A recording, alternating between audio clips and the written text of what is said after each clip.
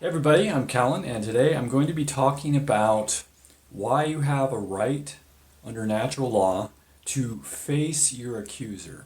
So if someone witnesses or claims to have witnessed or to be aware of some wrongdoing which you have done, then if you actually did do that, they have kind of a responsibility to notify the community that that has happened so that that wrong can be fixed, but also so that the community can know that you maybe, or whoever the person is who did the wrong,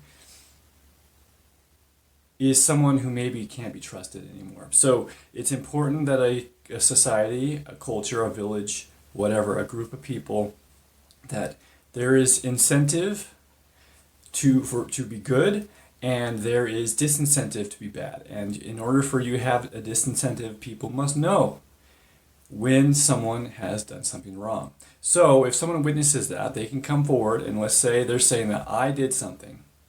Now, as far as anyone else knows, I know whether that happened and the accuser knows whether that happened, but as far as anyone else knows, they don't know. It goes either way. And of course, our reputation's another reason why it matters to have a good reputation. Is if I'm a person who everyone knows never lies, and that person they know lies all the time, then it's probably an easy kind of court situation, like the trial of the people around you who are like, okay, well, what really happened here? If that person's a liar and I'm truthful and everyone knows that, then the case is pretty much dismissed. So that's why honor is important, because no one will listen to you if you do not have honor. So basically, if someone accuses me, then they can't just go around accusing me to other people and telling people what I did without giving me a right to respond to what they're saying, because maybe I know something which would show that that person is lying, or basically be able to give the other half of the story to explain myself, or just to prove that it didn't happen.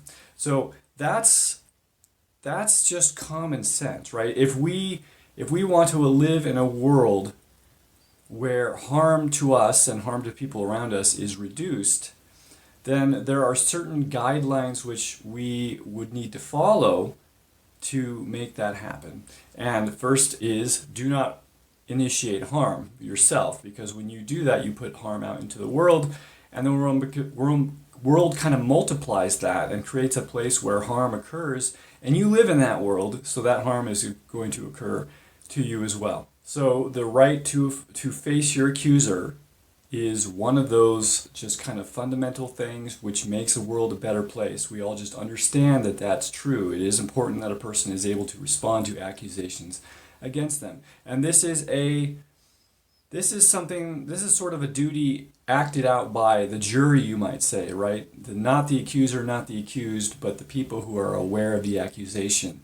They hear someone say something about someone else, and if they just act as if that's true without giving the other person a chance to say something about it, then they're acting in the wrong. They're doing something wrong. They have a responsibility to, okay, you're saying this person did that, well, let's go talk to this guy. Let's go over and see what he says about what you're saying, and I'm going to see how your dialogue between the accuser and the accused, how that goes, and I'm going to use that to determine what's really going on here.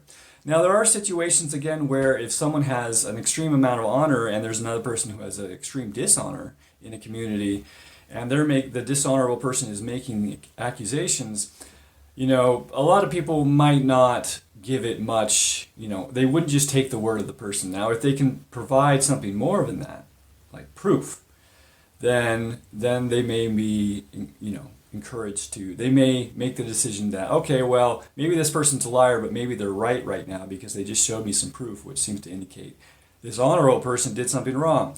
And so it's not a totally strict system. It does flow, and you are using your common sense to kind of wade through this water. So anyways, that's my rundown on why we have the right to face our accuser. And I think it's an important thing to remember. I mean, I feel like there's so many natural laws like this, which we just all actually know they're just obvious. It's like they're innate to the universe, which people are kind of forgetting these days. They're kind of being taught to not know these things are true. And honestly, if we're talking about interacting with other like non-Earth species, or at least higher intelligent species which we are not aware of, which may even be on Earth, they're going to know these laws, and they're going to be obvious to them, and they're going to be obvious to all the other civilizations too. And so when a species allows itself to be tricked into not knowing these things, not seeing why these things are important and inherent, that species is a laughing stock, if or worse, basically, I don't know, not respectable. It's not a respectable species to not know these things because they're obvious. Okay, so anyways, that's my rundown on the right to face your accuser. Thanks for watching. If you enjoyed this video, I hope you'll share it with someone that you care about. It helps them, it helps me, and it'll help you feel like a healthy type of person. If you're feeling extra generous, you can head on over to cahlen.org/gift, and there you can basically learn of ways to help me feed myself, shelter myself, and to upgrade and repair my gear. All donations give you the option of having a 1-hour life coaching call with me. So, thanks again for watching.